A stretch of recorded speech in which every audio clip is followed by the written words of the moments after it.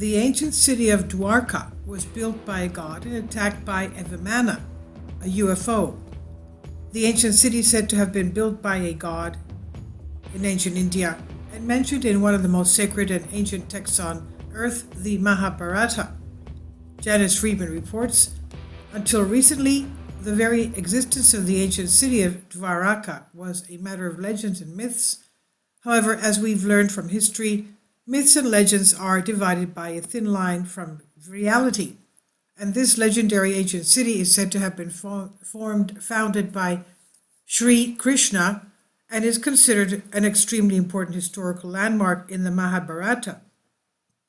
The modern city of Dwarka, which in Sanskrit means gateway to heaven, is located northwest of the Indian state of Gujarat, and Dwarka is considered one of the Dhammas, one of the 4 sacred pilgrimage sites of Hinduism.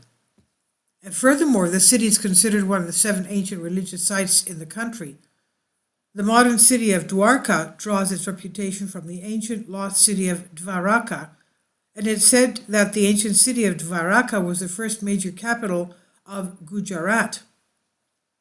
The ancient city is mentioned in a number of ancient texts, including the Mahabharata, the Srimad Bhagavad Gita, the Hari Vashma, as well as the Sankha Purana and the Vishnu Purana.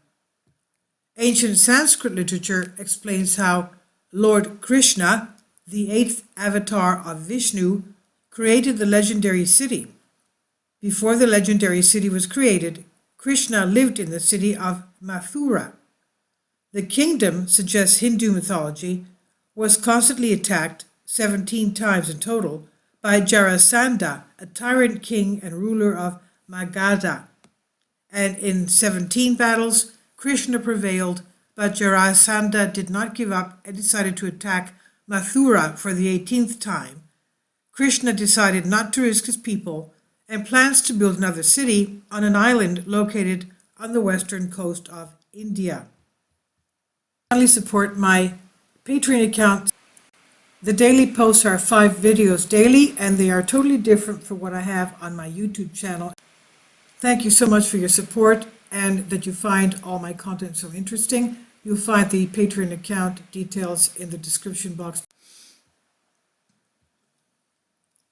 Different versions speak of how the city of Dwarka was actually built. In one version of the story, Krishna was brought by Garuda, the mount of Vishnu, just off the coast of India, where he eventually built the city of Dwarka.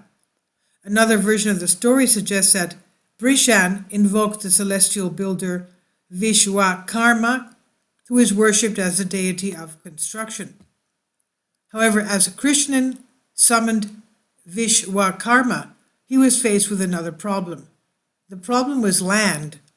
Vishwakarma informed Krishna that the task of building the legendary city could only be completed if Samudra Deva, the Lord of the Sea, provided him with some land. Since Krishna worshipped Samudra Deva, the deity was pleased and offered Krishna 12 yojanas of land. As the land was gifted to Krishna, Vishwakarma, the celestial architect, quote-unquote, eventually completed the task of building the legendary city of Dwarka. The city soon grew and became famous, housing thousands of people in hundreds of palaces. The city was extremely well protected and could only be reached by boat. And the city was also extremely well planned, divided into 6 sectors, which were in turn divided into residential and commercial areas. The city was home to beautiful large roads, incredibly decorated plazas, gardens and artificial lakes, and more than 800 palaces made of gold and precious stones. The legendary city of Dwarka is also the place where a mighty, quote-unquote, aerial battle took place. If we take a look at what ancient Hindu texts tell us, a king named Salwa attacked Lord Krishna in the legendary city of Dwarka. The descriptions of the event are extremely interesting. An ancient astronaut theorist suggests that the intricate descriptions of the battle hint at the possibility that some sort of advanced technology was used, even possibly flying crafts or spacecraft. Lord Krishna struck Salva with 16 arrows, and with showers of arrows he overpowered the airplane, just as the sun in a clear sky overpowers the whole sky by an unlimited number of molecules of sunshine.